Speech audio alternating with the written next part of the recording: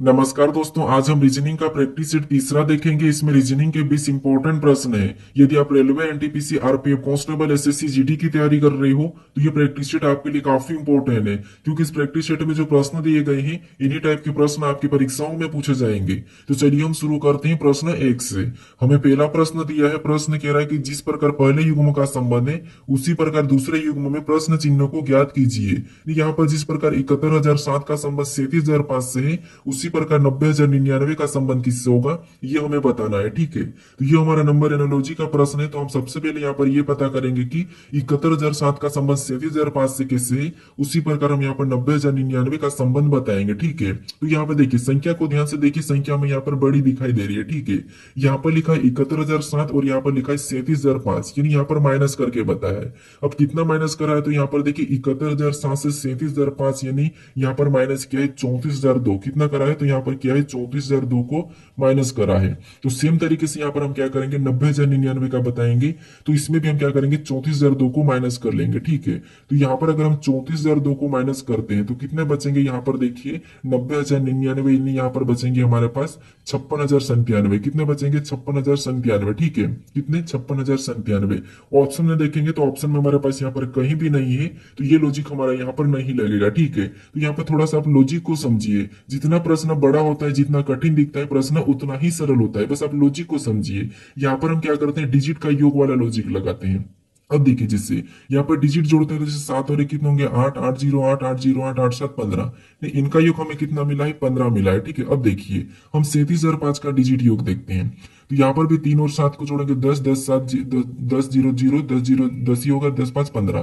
तो इनका योग कितना हो रहा है, तो यहाँ पर भी 15 हो रहा है। ठीक है, फिर देखिए दोनों का यहाँ पर योग कितना मिला हमें 15 15 मिला है। ये जो संख्या लिखी है इनका संबंध क्या है, योग 15 15 का है। सेम तरीके से 90,099 का पता करते हैं। तो यहाँ पर देखिए जोड़ेंगे इनको, देखिए तो 909 909 99 18 18 9 27, इसका योग हमें कितना मिला है, तो यहाँ पर हमें मिला है 27। यानी जो प्रश्नवाचक चिन्ह है यहाँ पर भी वही संख्या होगी जिसका योग क्या होगा 27 होगा। ठीक है, कितना होगा 27। तो ऑप्शन में हम देखेंगे, ऑप्शन में देखेंगे तो 404 404 4 1 5 5 1 6, इसका योग हमें कितना मिला है 6 मिला है। ऑप्शन बी में 8 8 16 16 0 16 16 0 16 16 7 23, इसका योग कितना मिला है, तो इसका योग हमें 23 मिला है। ऑप्शन सी में देखेंगे 5 5 10 10 7 17 17 8 25 25 2 27, इसका हमें कितना मिला है 25 मिला है, 27 मिला। हमें कौन सा चाहिए था, 27 वाला चाहिए था, तो ऑप्शन सी में हमें मिला है। ठीक है, ऑप्शन डी को भी जोड़ लेते हैं।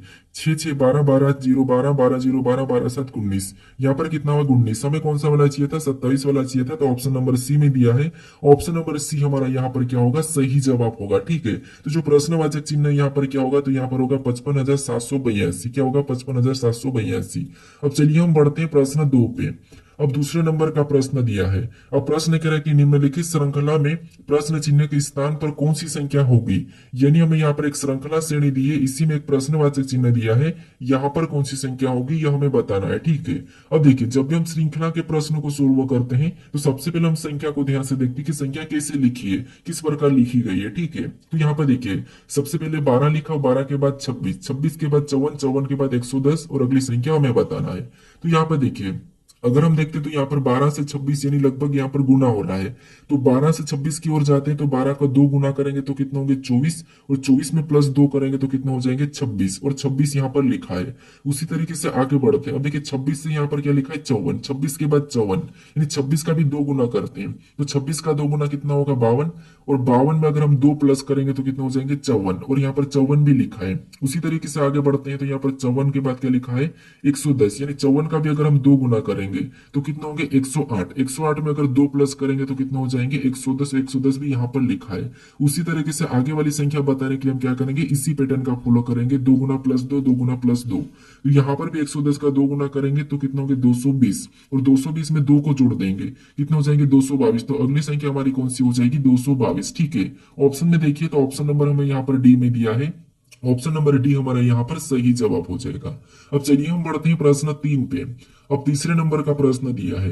अब प्रश्न कह रहा है कि निम्नलिखित विकल्पों में से उस विकल्प को चुने जो तीनों से असंगत है। यानी हमें यहाँ पर 4 विकल्प दिया है, इनमें से 3 किसी न किसी प्रकार के समान है लेकिन एक अलग है, उसका ही हमें यहाँ पर चयन करना है। ठीक है, ये हमारा वर्गीकरण का प्रश्न है। अब देखिए यहाँ पर हमें शब्द दिया है, जैसे बिस्किट दिया है, ब्रेड दिया है, केक दिया है, चॉकलेट दिया है। इनमें से अलग कौन सा, हमें ये चेक करना है। अब आप तीनों चारों शब्दों को अच्छी तरह से जानते हो कि बिस्किट क्या होती है, ब्रेड क्या होती है, केक क्या होता है, चॉकलेट क्या होती है। अब आपको थोड़ा सा माइंड लगाना है कि इसमें से अलग कौन सा है। तो यहाँ पर सिंपल सी बात है। यहाँ पर क्या है, जो हमें यहाँ पर तीन शब्द दिखाई दे रहे हैं, बिस्किट, ब्रेड, केक, ये बेकरी उत्पाद है, लेकिन चॉकलेट नहीं है। तो चॉकलेट हमारा यहाँ पर असंगत होगा। तो ऑप्शन नंबर हमारा डी वाला इस प्रश्न का सही जवाब होगा। ठीक है, देखिए मैं फास्ट करवा रहा हूँ क्योंकि हम प्रैक्टिस सेट सोल्व कर रहे हैं। तो यहाँ पर आप लॉजिक को समझते चलिए, बाकी आप वीडियो को देखिए। ठीक है, अब चलिए हम बढ़ते हैं प्रश्न 4 पे। अब 4 नंबर का प्रश्न दिया है। अब प्रश्न कह रहा है कि उस वेन आरेख का चयन करें जो निम्नलिखित वर्गों को सही ढंग से निरूपित करता है। यानी हमें यहाँ पर सरीसृप दिया है, मगरमच्छ दिया है, मछली दिया है और कछुआ दिया है। इनका वेन डायग्राम कैसा बनेगा, ये प्रश्न हमें पूछा है। ठीक है, ये हमारा वेन डायग्राम का प्रश्न है। अब देखिए, जब भी हम वेन डायग्राम के प्रश्न को सोल्व करते तो आपको क्या करना है, जो शब्द में दिए जाते 3 या 4, उनको ध्यान से देखना है कि उनका आपस में कोई संबंध है या नहीं है। तो यहाँ पर देखिए, आपको पता है सरीसृप आप जानते हैं, मगरमच्छ जानते हैं, मछली को जानते हैं, कछुआ को जानते हैं, मतलब आप चारों को जानते हो। तो हम क्या करेंगे, प्रश्न को अच्छे से सोल्व करने के लिए एक एक शब्द का डायग्राम बनाते हैं ताकि प्रश्न गलत ना हो। ठीक है, तो यहाँ पर सबसे पहले हम सरीसृप का डायग्राम बना लेते हैं। तो ये हमने क्या किया, सरीसृप का डायग्राम बना लिया है। उसके बाद फिर हम यहाँ पर दूसरे शब्द का बनाएंगे, जो कि हमें यहाँ पर दिया है मगरमच्छ। अब मगरमच्छ का डायग्राम बनाने से पहले हम ये देखेंगे कि पहले हमने सरीसृप का डायग्राम बनाया है कि उनका मगरमच्छ से आपस में इनका कोई संबंध है या नहीं है। तो आप कहोगे जो मगरमच्छ ये सरीसृप के अंदर आता है, तो यहाँ पर डायग्राम कैसा बनेगा, अंदर बन जाएगा। अब क्यों अंदर आता है, क्योंकि देखिए सरीसृप वो जंतु होते हैं, सरीसृप के अंदर वो जंतु या जानवर आते हैं जो पानी के अंदर भी रह सकते हैं और बाहर भी रह सकते हैं, जलीय और स्थलीय। ठीक है, इसीलिए। और हम यहाँ पर तीसरे शब्द का बनाएंगे, जो कि हमें यहाँ पर दिया मछली। अब मछली का डायग्राम बनाने से पहले हम ये देखेंगे कि मछली का मगरमच्छ से कोई संबंध है या नहीं है, वो सरीसृप से है या नहीं है। तो आप कहोगे मगरमच्छ से तो कोई भी संबंध नहीं है, लेकिन सरीसृप से भी नहीं है, क्योंकि देखिए मछली एक ऐसा जीव है जो केवल पानी में ही जीवित रह सकता है और बाहर नहीं। इसीलिए यहाँ पर ये अलग होगा। कैसा होगा, अलग हो जाएगा। ठीक है, क्योंकि देखिए मगरमच्छ पानी में भी जीवित रहता है और बाहर भी रह सकता है, इसलिए सरीसृप के अंदर हो जाएगा।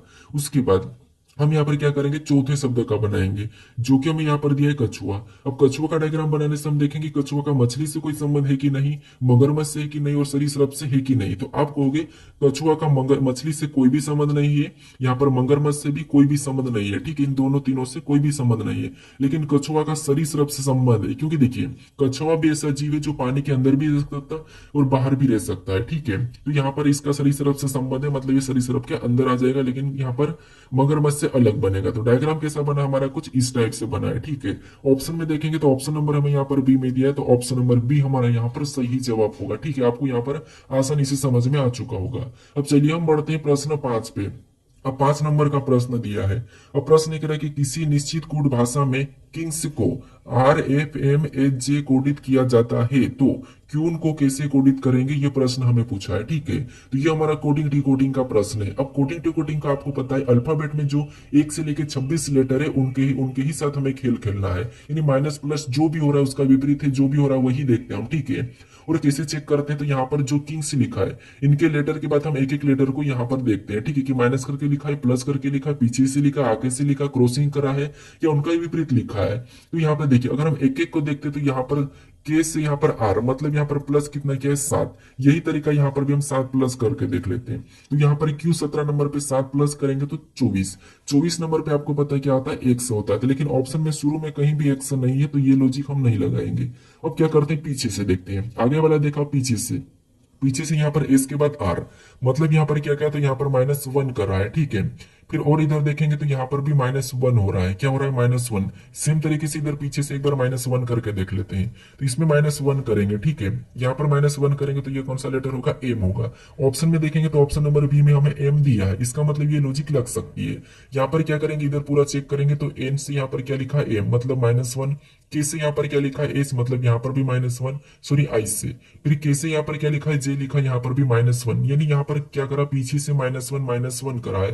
तो यहाँ पर भी हम क्या करेंगे, पीछे से -1 कर लेंगे। तो यहाँ पर ई में -1 करेंगे तो डी, और ई दिया इसमें -1 करेंगे तो यहाँ पर अगला डी। फिर यू में -1 करेंगे तो यहाँ पर टी, और क्यू में -1 करेंगे तो यहाँ पर पी। ऑप्शन में देखिए कौन सा वाला, तो वही वाला हमारा ऑप्शन नंबर बी वाला मैच हुआ है। तो ऑप्शन नंबर बी हमारा यहाँ पर सही जवाब होगा। ठीक है, अब चलिए हम बढ़ते हैं प्रश्न 6 पे। अब 6 नंबर का प्रश्न दिया है। अब प्रश्न कह रहा है कि उस विकल्प का चयन करें जो प्रश्न चिन्ह के स्थान पर आएगा। यानी हमें यहाँ पर चार तीन प्रकार की आकृति दी है, इनमें एक प्रश्नवाचक चिन्ह दिया है, यहाँ पर कौन सी संख्या आएगी ये हमें बताना है। ठीक है, अब देखिए ये हमारा मिसिंग नंबर का प्रश्न है, लुप्त संख्या का प्रश्न है। अब देखिए हम क्या करते हैं, जब भी लुप्त संख्या के प्रश्नों को सोल्व करते हैं तो सबसे पहले हम देखते हैं कि प्रश्नवाचक चिन्ह कहाँ पर दिया है। तो प्रश्नवाचक चिन्ह हमें यहाँ पर दिया है, तो इसी की जगह बाकी की संख्या कैसे लिखी ये हम पता करेंगे। जिससे यहाँ पर 80 कैसे लिखा और यहाँ पर 36 कैसे लिखा, इन संख्याओं को हम पता करेंगे, फिर हम सेम तरीके से यहाँ पर संख्या को बताएंगे। ठीक है, तो यहाँ पर देखिए, जिससे सबसे पहले यहाँ पर अगर हम 36 का पता करते हैं तो यहाँ पर हमें 3 दिया है। अब 3 से 36 बनाने के लिए हम क्या क्या कर सकते हैं। एक तो तरीका है कि 3 का 2 गुना करेंगे तो कितना हो जाएंगे, 6 हो जाएंगे, और 6 का वर्ग करेंगे तब हमारे पास यहाँ पर कितना होंगे, 36 होंगे। ठीक है, कितना होंगे, 36 होंगे, और 36 यहाँ पर दिया है। इसी तरीके से इसका भी क्या करते हैं, हम 2 गुना करते हैं।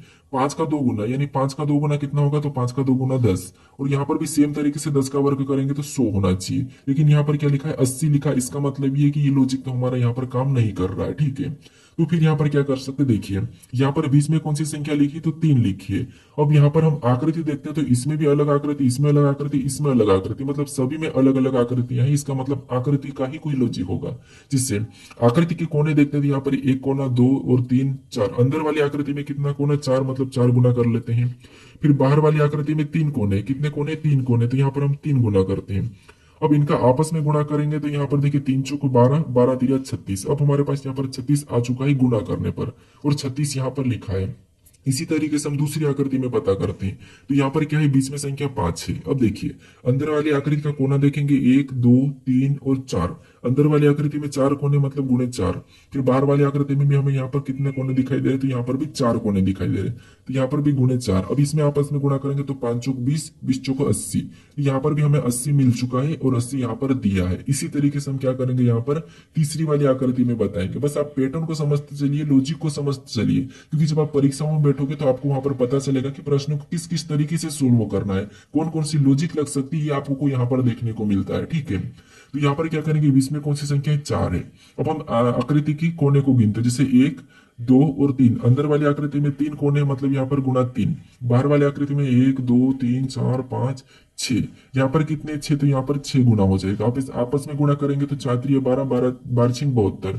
यहाँ पर कितने हो रहे, 72 हो रहे हैं। ठीक है, तो जो प्रश्नवाचक चिन्ह यहाँ पर क्या होगा, यहाँ पर 72 हो जाएगा। ऑप्शन में देखेंगे तो ऑप्शन नंबर हमें यहाँ पर बी में दिया है, तो ऑप्शन नंबर बी हमारा यहाँ पर सही जवाब होगा। ठीक है, इंपॉर्टेंट लॉजिक है। अब चलिए हम बढ़ते हैं प्रश्न 7 पे। अब 7 नंबर का प्रश्न दिया है। अब प्रश्न एक रहा है कि यदि निम्न घन को खोला जाए तो कौन सा पैटर्न सदृश्य होगा, ये प्रश्न हमें पूछा है। ठीक है, तो ये हमारा पासा का प्रश्न है, और ये हमारा एक पासा है, बंद पासा है। इसको खोलने पर खुले हुए पासे कैसे दिखाई देंगे, ये प्रश्न हमें पूछा है। ठीक है, थोड़ा सा इंपॉर्टेंट प्रश्न है, टफ है, थोड़ा सा समझने की कोशिश करना। ठीक है, यहाँ पर देखिए हमें सबसे पहले जब भी पासे को खोलना है तो हम क्या करते हैं, उनका विपरीत देखते हैं। लेकिन यहाँ पर तो सिंगल पासा दिए है, यहाँ पर हम मानक और सामान्य का भी पता नहीं लगा सकते, क्योंकि यहाँ पर चिन्ह प्रतीक है। ठीक है, प्रतीक वाला हमारा यहाँ पर है पासा। तो यहाँ पर हम क्या कर सकते हैं, देखिए सबसे पहले आपको थोड़ा सा दिमाग लगाना पड़ेगा। यहाँ पर जो आपको यहाँ पर ब्लैक डॉट दिखाई दे रहा, और यहाँ पर आपको सर्कल वाला गोल दिखाई दे रहा, कि ये आपस में विपरीत हो सकते हैं क्या, तो आप कहोगे नहीं हो सकते।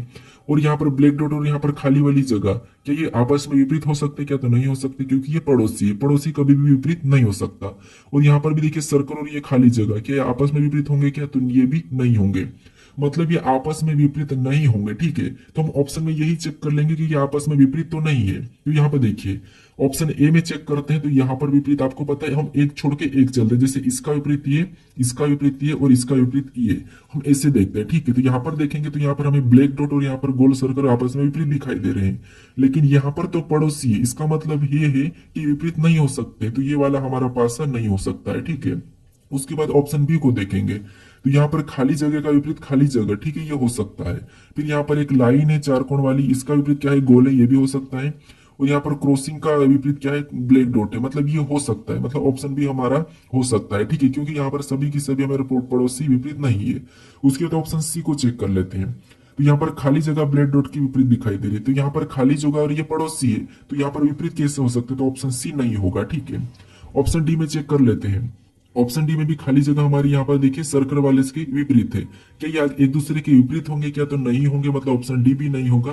तो ऑप्शन नंबर हमारा कौन सा वाला यहाँ पर बी वाला सही हो जाएगा। ठीक है, देखिए प्रश्न इंपॉर्टेंट है। अब चलिए हम बढ़ते हैं प्रश्न 8 पे। अब 8 नंबर का प्रश्न दिया है। अब प्रश्न कह रहा है कि निम्न आकृति की जल में बनी सही छवि कौन सी होगी। हमें यहाँ पर ये कह रहा है कि इस आकृति का जल में बनी छवि सही कौन सी होगी, ये प्रश्न पूछा है। मतलब सिंपल बात है, हमें यहाँ पर एम एंड रेखा में नीचे इसकी छाया कैसी बनेगी ये हमें बताना है। तो आपको पता है जल में कभी आप किसी कुएं के पास जाके या तालाब के पास जाके खड़े रहे होंगे, तो आपको पता है आपकी छाया कैसी बनी, तो आपकी छाया आपके पैर से टच होते हुए नीचे चले गई होगी, आपका सिर सबसे नीचे दिखा होगा। तो बस जल में यही होगा कि जो ऊपर वाला हिस्सा है ये नीचे आ जाएगा, बस इतना ही फर्क है। तो यहाँ पर हम नीचे आ जाएगा तो मतलब ये जो यहाँ अंदर का ये कैसा बन जाएगा, तो ये कुछ इस टाइप से हो जाएगा, ये इधर हो जाएगा, उसके बाद ये इधर और ये वाली लाइन ऊपर ही नीचे आ जाएगी। ठीक है, किससे आ जाएगी, सॉरी ऊपर रहेगी तो ये नीचे आ जाएगी, ये कहाँ जाएगी, नीचे आ जाएगी। ठीक है, ऑप्शन में देखेंगे तो ऑप्शन बी में नहीं है, सी में नहीं है और यहाँ पर डी में भी नहीं है। ठीक है, कौन से वाला, ऑप्शन नंबर ए वाला हमारा यहाँ पर सही होगा। ठीक है, जल तो आसान है, कौन सा वाला, ऑप्शन नंबर ए हमारा यहाँ पर सही जवाब हो जाएगा। ठीक है, अब चलिए हम बढ़ते हैं प्रश्न 9 पे।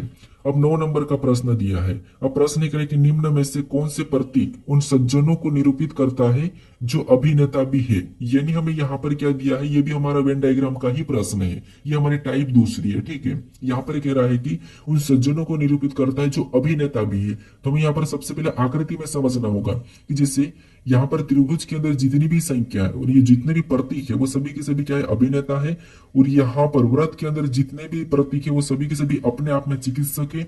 और इस वाले यहाँ पर पंचभुज में जितने भी प्रतीक है वो सभी के सभी अपने आप में सज्जन है। तो हमें यहाँ पर क्या कह रहा है, हमें कह रहा है कि उन सज्जनों को निरूपित करता है जो अभिनेता भी है। यानी हमें यहाँ पर ऐसे प्रतीक को देखना है जो सज्जन के अंदर भी है और अभिनेता के भी अंदर है। ठीक है, तो यहाँ पर देखिए ये वाला हमारा कौन सा है, तो आपको ये हमारा सज्जन है। ठीक है, ये कौन सा हमारा यहाँ पर, ये सज्जन है। ठीक है, इसके अंदर देखेंगे यहाँ पर डॉलर है, डॉलर भी है, स्टार भी एक ये वाला चिन्ह है। लेकिन ये जो डॉलर है ये अभिनेता के अंदर नहीं है, तो इसे नहीं लेंगे क्योंकि अभिनेता के अंदर होना चाहिए। और हेस वाले को भी नहीं लेंगे, हमारे पास बचे चिन्ह दो ही वाले। अब यहां से देखेंगे तो ये हमारा अभिनेता का है। ठीक है, ये हमारा अभिनेता का है, तो इसके अंदर कौन कौन से, तो हमें सिर्फ ये दो दिखाई दे रहे हैं क्योंकि ये भी नहीं दिखाई दे रहा और ये भी नहीं दिखाई दे रहा। तो चिन्ह हमारा कौन सा मैच हो रहा है, तो ये वाला अगर हम ऑप्शन में देखेंगे तो ऑप्शन नंबर हमें यहाँ पर कहां पर दिया, ऑप्शन नंबर ए में दिया है, तो ऑप्शन नंबर ए हमारा यहाँ पर सही जवाब हो जाएगा। ठीक है, अब चलिए हम बढ़ते हैं प्रश्न 10 पे। अब 10 नंबर का प्रश्न दिया है। अब प्रश्न कह रहा है कि यदि प्लस का मतलब गुणा है, माइनस का मतलब भागित है और सभी चिन्ह विपरीत अर्थ देता है तो निम्न का मान क्या होगा, यह प्रश्न पूछा है। थोड़ा सा इंपॉर्टेंट प्रश्न है। अब देखिए आपने प्लस का अर्थ माइनस, माइनस का अर्थ प्लस, ये सब कुछ करके आप चिन्ह बदल के क्या करता हूं, प्रश्न को सोल्व कर लेते हैं। हमें यहाँ पर ये करा है कि देखिए सबसे पहले हमें यहाँ पर कहा कि प्लस का मतलब क्या है, गुणा है, और माइनस का मतलब भागित है, और सभी चिन्ह विपरीत अर्थ देता है तो निम्न का मान क्या होगा, ये प्रश्न पूछा। हमें दो ही चिन्ह का मतलब बताया, कहा है कि विपरीत अर्थ। विपरीत अर्थ का मतलब ये है कि जैसे अगर प्लस का अर्थ क्या है, गुणा है, तो गुणा का अर्थ प्लस हो जाएगा, बस इतना समझना है। ठीक है, तो यहाँ पर देखिए सबसे पहले क्या होगा, तो प्लस का अर्थ क्या है, गुणा है, तो गुणा का अर्थ प्लस हो जाएगा। इधर माइनस का अर्थ अगर भागित है तो भागित का अर्थ माइनस हो जाएगा। ठीक है, बस ये याद रखना। हम यहाँ पर क्या करते हैं, इन समीकरण में संख्या इन चिन्हों को चेंज करते हैं। तो सबसे पहले हम क्या करते हैं, 7 लिखते हैं। ठीक है, इस 7 को लिखा और हमें कौन सा चिन्ह, प्लस का मिला है। तो प्लस का अर्थ यहाँ पर हमें क्या कहा, गुणा का, तो यहाँ पर हम क्या करेंगे, गुणे का चिन्ह लगा लेंगे। अगला चिन्ह में यहाँ पर वापस से प्लस मिला और प्लस का अर्थ गुणा का, तो वापस 7 लिखे हम क्या करेंगे और गुणे का चिन्ह लगाएंगे। अगला चिन्ह में यहाँ पर क्या मिला, माइनस का मिला है, तो यहाँ पर क्या करेंगे हम, यहाँ पर क्या करेंगे, माइनस का अर्थ हमें यहाँ पर भागित का, तो यहाँ पर हम भागित का चिन्ह लगा के अगली संख्या को वापस से लिख लेंगे। फिर अगला चिन्ह में यहाँ पर गुणे का मिला और गुणा का अर्थ यहाँ पर वापस से पीछे विपरीत में जाएंगे तो प्लस से, तो यहाँ पर गुणे की जगह हम प्लस लगा लेंगे और अगली संख्या 7 को लिख लेंगे। फिर हमें यहाँ पर कौन सा भागित वाला चिन्ह मिला और भागित का विपरीत अर्थ यहाँ पर क्या कहा, माइनस, तो यहाँ पर हम माइनस लगा के अगली संख्या को और लिख लेंगे। अब हम क्या करेंगे, यहाँ पर बोर्डमास रूल पर इस समीकरण को सोल्व करेंगे। ठीक है, तो सबसे पहले आपको पता है यहाँ पर हम भाग देंगे, तो यहाँ पर भाग देंगे तो ये एक बार में जाएगा। ठीक है, कितने बार में, एक बार में। इधर गुणा करेंगे तो 7 7 49 और 49 का मान 49 ही होगा। यानी यहाँ पर क्या होगा, 49, इधर तो एक था तो गुणा हो गया, उसके बाद यहाँ पर प्लस 7 और माइनस 7, कितना हुआ, प्लस 7 माइनस 7। ठीक है, अब देखिए यहाँ पर हमें बराबर बताना, तो यहाँ पर देखिए अगर हम 49 में प्लस 7 करेंगे तो कितना हो जाएंगे, 56, कितना हो जाएंगे 56, और 56 में से वापस 7 करेंगे तो 49 ही होगा। यहाँ पर क्या होगा, 49 ही होगा, कितना होगा, 49 ही होगा। ऑप्शन में देखिए 49 कहाँ पर है, तो ऑप्शन नंबर हमें यहाँ पर बी में दिया है, तो ऑप्शन नंबर बी हमारा यहाँ पर सही जवाब होगा। ठीक है, बस आपको ये वाला शब्द समझना था कि विपरीत अर्थ देता है, ये समझना था बस। ठीक है, अब चलिए हम बढ़ते हैं प्रश्न 11 पे। अब 11 नंबर का प्रश्न दिया है। अब प्रश्न एक रहा कि यदि बी सी की माँ है, डी सी की बहन है, सी ए की बेटी है और ई डी का बेटा है, तो ए इससे किस प्रकार संबंधित है, ये प्रश्न हमें पूछा है। ठीक है, तो ये हमारा रक्त संबंध का प्रश्न है, ब्लड रिलेशन का प्रश्न है। अब देखिए, जब भी हम ब्लड रिलेशन के प्रश्न को सोल्व करते हैं तो प्रश्न को हम थोड़ा थोड़ा पढ़ के सोल्व करते हैं। ठीक है, जिससे यहाँ पर देखिए यदि बी सी की माँ है, ठीक है, यानी बी क्या है, तो बी सी की माँ है, तो यहाँ पर क्या करते हैं, बी सी की माँ बना लेते हैं। तो बी सी की माँ है तो ये एक माइनस लगा लेते हैं, महिला है। अब आगे प्रश्न पूछा है कि डी सी की बहन है, क्या कहा है, डी सी की बहन है, मतलब ये है कि डी क्या है, तो डी सी की बहन है। ठीक है, तो यहाँ पर हम इसकी बहन बना लेते हैं, कौन है, डी, डी सी की बहन है। उसके बाद आगे प्रश्न पूछा है कि सी ए की बेटी है। आगे प्रश्न क्या कह रहा है कि सी ए की बेटी है, मतलब ये ए की बेटी, इसका मतलब ये है कि बी का पति होगा तब तो बेटी होगी, तो ये क्या है, ए हो जाएगा, ये इसका पति हो जाएगा। ठीक है, बी और ये आपस में पति पत्नी है। अब आगे प्रश्न पूछा है कि ई डी का बेटा है, ई क्या है, तो ई डी का बेटा है। अब डी का बेटा कौन है, ई है, तो यहाँ पर हम बेटा बना देते हैं, ई, ये तो ई नीचे आ जाएगा। ठीक है, ये बेटा है तो प्लस का चिन्ह लगा लेते हैं। अब प्रश्न पूछ रहा है कि तो ए इससे किस प्रकार संबंधित है, ए इससे किस प्रकार संबंधित है, ये प्रश्न हमें पूछा है। मतलब यहाँ पर ये है कि यहाँ पर भी से लगा है, उससे हमें उल्टा बताना है। तो यहाँ पर ई का ए क्या लगेगा, हमें ये बताना है। तो यहाँ पर ई है और ई का ए क्या लगेगा, ये हमें बताना। तो यहाँ पर देखिए, सबसे पहले अगर हम देखेंगे तो ये अपन खुद है। ठीक है, ई मतलब अपन खुद है।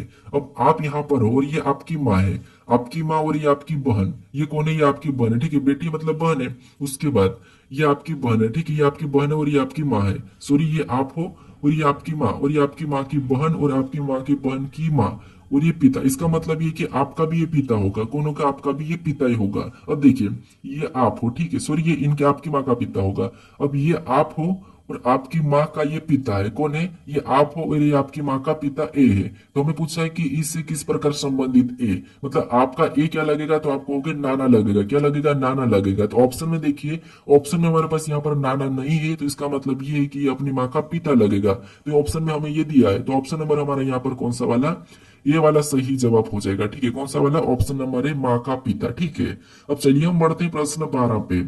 अब 12 नंबर का प्रश्न दिया है। और प्रश्न हमें यहाँ पर कथन दिया है और यहाँ पर हमें निष्कर्ष दिया है। तो सबसे पहले हमें यहाँ पर कथन को समझना है और उस कथन के बारे में निष्कर्ष क्या कह रहा है हमें ये बताना है। ठीक है, तो यहाँ पर देखिए, सबसे पहले हमें कथन दिया है कि सभी हंस तोते हैं।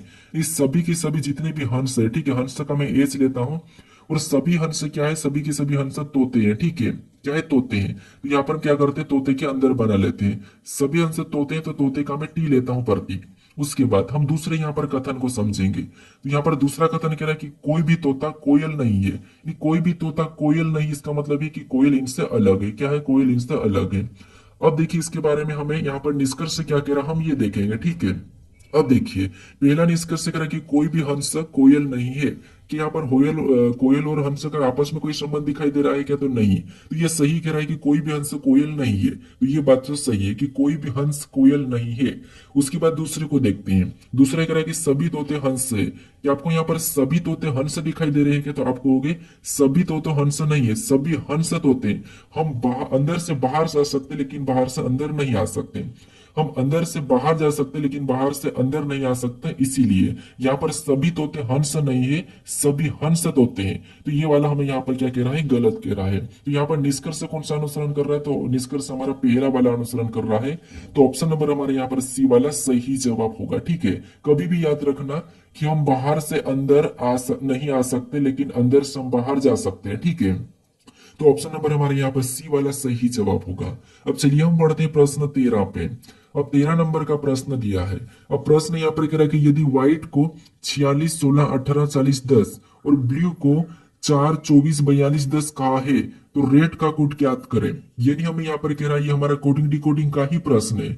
हमें यहाँ पर व्हाइट का कोड दिया है संख्या में और ब्लू का भी कोड हमें संख्या में दिया है और रेड का हमें पूछा है। अब देखिए, हमें क्या करना है, अल्फाबेट में क्या करना है, माइनस प्लस करके देखना है। एक तरीका वो भी आपको मैं बताया था कि जब भी लेटर से संख्या दी जाती है कोड, तो उस कंडीशन में हम क्या करते हैं, उन लेटर को संख्या में लिख लेते हैं। ठीक है, जिससे आपको पता होगा कि WABCD में कितने नंबर पे आता है, तो आपको होगा 23 नंबर पे आता है। फिर एज कितने नंबर पे आता है, तो एज हमारा एबीसीडी में 8 नंबर पे आता है। आई कितने नंबर पे आता है, तो आई हमारा 9 नंबर पे आता है। टी कितने नंबर पे आता है, तो टी हमारे एबीसीडी में 20 नंबर पे आता है। ई कितने नंबर पे आता है, तो ई एबीसीडी में 5 नंबर पे आता है। ये हमने लिखा। अब यहाँ पर संख्या 46, 16, 18, 40, 10 लिखा है। अब इन्हीं संख्या से हमें वो संख्या बनाना है, ठीक है। तो यहाँ पर देखिए, अगर इसका हम दो गुना करते हैं, ठीक है, 23 का दो गुना कितना होगा, तो 46 होगा, ठीक है। कितना होगा, 46, और 46 यहाँ पर लिखा है। 8 का भी दो गुना कितना होगा, तो 8 दूनी 16, कितना होगा, 16, और 16 भी यहाँ पर लिखा है। यहाँ पर देखिए 9 का दो गुना कितना होगा, तो 9 का दो गुना 18, और यहाँ पर भी 18 लिखा है। 20 का दो गुना कितना होगा, तो 20 का दो गुना 40, और 40 भी यहाँ पर लिखा है। और 5 का दो गुना कितना होगा, तो 5 का दो गुना 10, और 10 भी यहाँ पर लिखा है। कुल मिलाकर यहाँ पर लॉजिक ये है कि हमें लेटर को संख्या में बदलना है और दो गुना करना है। सेम तरीके से ब्लू का पता कर लेते, जैसे बी हमारा 2 नंबर पे आता है। दो का दो गुना 4, यहाँ पर 4 लिखा है। फिर एल हमारा 12 नंबर पे आता है। 12 का दो गुना 24, यहाँ पर 24 लिखा है। यू हमारा 21 नंबर पे आता है। 21 का दो गुना 42, 42 लिखा है। ये हमारा 5 नंबर पे आता है। 5 का दो गुना 10, और 10 यहाँ पर लिखा है। यही तरीके से हम क्या करेंगे, रेट का बताएंगे। सबसे पहले संख्या में लिखेंगे, तो आर कितने नंबर पे आता है, तो आपको हो गया 18 नंबर पे आता है। ई कितने नंबर पे, तो 5 नंबर पे। डी कितने नंबर पे, 4 नंबर पे। इनका दो गुना करना है, तो 18 का दो गुना, 5 का दो गुना, और 4 का दो गुना। तो 18 का दो गुना कितना होगा, 36, उसके बाद 5 का दो गुना कितना होगा, 10, उसके बाद 4 का दो गुना 8। ये हमें ऑप्शन में देखना है। ऑप्शन में देखिए 36, 10, 8, 36, 10, 8 हमें ऑप्शन नंबर सी में दिया है। ऑप्शन नंबर सी हमारा यहाँ पर सही जवाब होगा, ठीक है। जब तक आप इन कोडों का पता नहीं करते हो, तब तक आप यहाँ पर रेट का नहीं बता सकते, ठीक है। इसीलिए आपको सबसे पहले उनका पता करना जरूरी है। अब चलिए हम बढ़ते हैं प्रश्न 14 पे। अब 14 नंबर का प्रश्न दिया है। अब प्रश्न कह रहा है कि निम्न में से कौन सा अधिवर्ष नहीं है। हमें यहाँ पर कह रहा है कि कौन सा अधिवर्ष नहीं है। अब अधिवर्ष का मतलब आपको पता होना चाहिए कि अधिवर्ष किसे कहते हैं। तो अधिवर्ष मतलब लीव वर्ष। अधिवर्ष का मतलब है लीप वर्ष। तो यहाँ पर कह रहा है कि कौन सा एक लीप वर्ष नहीं है। अब लीप वर्ष का मतलब ये है कि जिसमें 4 से पूरा पूरा भाग चले जाता है, वो क्या होता है, लीप वर्ष होता है। जिसमें भाग नहीं जाता, वो सामान्य वर्ष है। अब यहाँ पर हमें पीछे दो संख्या, 2 जीरो दिखाई दे, इसका मतलब ये कौन से वर्ष है, ये शताब्दी वर्ष है। तो शताब्दी वर्ष में हम क्या करते हैं, 400 से भाग देते हैं। तो यहाँ पर 400 से भाग देंगे, तो आपको पता है 400 से का मतलब ये है कि यहाँ पर 2 जीरो तो कट ही जाएंगे, क्योंकि यहाँ पर अगर हम देखिए, यहाँ पर हम 400 से भाग देते हैं, ठीक है। क्या करते हैं, 400 पे भाग देंगे, तो भाग देंगे तो 0 से 0 कट जाएगा, 4 बचा। तो यहाँ पर इसमें 88 में भाग देंगे, तो 4 दूनी 8, 4 दूनी 8, मतलब ये 22 बार में चले गया, ठीक है, पूरा पूरा भाग गया। उसके बाद यहाँ पर भी हम 400 से भाग देंगे, तो इसमें 400 से भाग देंगे, तो 2 जीरो से 2 जीरो तो ये कट जाएंगे। और 4 से 4 छिंग, 4 एकम 4, और 4 दूना 8, ये 12 बार में कटा है, मतलब ये भी भाग पूरा पूरा चले गया। उसके बाद यहाँ पर भी 400 से भाग देंगे, तो देखिए यहाँ पर 400 से भाग देंगे, तो 2 जीरो से 2 जीरो कटेंगे, 4 छिंग 24, इसमें भाग नहीं गया है, ठीक है, इसमें भाग नहीं जा रहा है, तो ये हमारा एक लीप वर्ष नहीं है। हम यहाँ पर देखेंगे ऑप्शन डी में, तो यहाँ पर भी 400 से भाग देंगे, तो डबल जीरो से डबल जीरो तो कट जाएगा, 4 से जाएंगे तो 4 एकम 4, 2 बचे, कितने हुए, 28, 4 7 28, ये 17 बार में भाग गया है। तो देखिए इनमें सभी में भाग गया, लेकिन ऑप्शन सी में भाग नहीं गया है, तो ये हमारा एक सामान्य वर्ष है, मतलब ये अधिवर्ष नहीं है। तो ऑप्शन नंबर हमारे यहाँ पर सी वाला सही जवाब होगा, ठीक है। अब चलिए हम बढ़ते हैं प्रश्न 15 पे। अब 15 नंबर का प्रश्न दिया है। अब प्रश्न कह रहा है कि सुबह एक्स और वाई, ठीक है, सॉरी यहाँ पर वाई कर लेना, सुबह एक्स और वाई, ठीक है, एक पार्क में एक दूसरे की ओर चलते हैं। जब वे मिलते हैं तो वाई की छाया एक्स के बाईं ओर बनती है। एक्स किस दिशा की ओर मुख करके खड़ा है, ये प्रश्न हमें पूछा है। तो ये हमारा कौन सा है, दिशा दूरी का प्रश्न है। आपको यहाँ पर क्या करना है, इसको वाई बना लेना है, ठीक है, क्या करना है, इसको वाई बना लीजिए। अब देखिए प्रश्नों को पढ़िए। सुबह एक्स और वाई एक पार्क में एक दूसरे की ओर चलते हैं। सुबह का मतलब ये है कि आपको दिशा पता होगी कि ये उत्तर, हम क्या करते हैं, ऊपर की ओर उत्तर रहता है, नीचे दक्षिण रहता है, राइट में पूर्व और लेफ्ट में पश्चिम, ये आपको दिशा पता होगा। अब सुबह, तो सुबह सूर्य मतलब किधर से निकलेगा, तो आपको होगी सूर्य इधर पूर्व की ओर से निकलेगा, ठीक है। तो इसकी छाया किधर पड़ेगी, तो आपको होगी, इसकी छाया पश्चिम की ओर गिरती है। सूर्य की छाया किधर गिरेगी, तो आपको होगी पश्चिम की ओर गिरतेगी। सुबह पश्चिम की ओर सूर्य की छाया गिरती है, मतलब अपनी छाया पश्चिम की ओर बनती है, ठीक है, सुबह की ओर। तो यहाँ पर कह रहा है कि सुबह एक्स और वाई एक पार्क में एक दूसरे की ओर चलते हैं, एक दूसरे की ओर। जब वे मिलते हैं तो वाई की छाया एक्स के बाएं ओर बनती है। वाई की छाया एक्स के बाएं ओर बनती है। अब बाएं ओर बनती, इसका मतलब ये है कि छाया किधर बनेगी, तो आपको पता हमेशा सुबह तो इधर ही पश्चिम की ओर ही बनेगी छाया, ठीक है, अपनी छाया किधर गिरेगी, बाएं ओर, मतलब पश्चिम की ओर ही गिरे, इसका मतलब बाएं ओर गिर रही है, एक्स के बाएं ओर। वाई की छाया एक्स के बाएं ओर गिर रही है, इसका मतलब ये है कि एक्स किधर घूम के खड़ा होगा तब इसकी बायां ओर गिरी, तो एक्स यहाँ पर उत्तर की ओर घूम के खड़ा होगा, तब जाके इसकी छाया किधर गिरेगी, बाया की ओर गिरेगी, बाई ओर गिरेगी। ठीक है, तो एक्स किस दिशा की ओर मुख करके खड़ा है, ये प्रश्न हमें पूछ रहा है।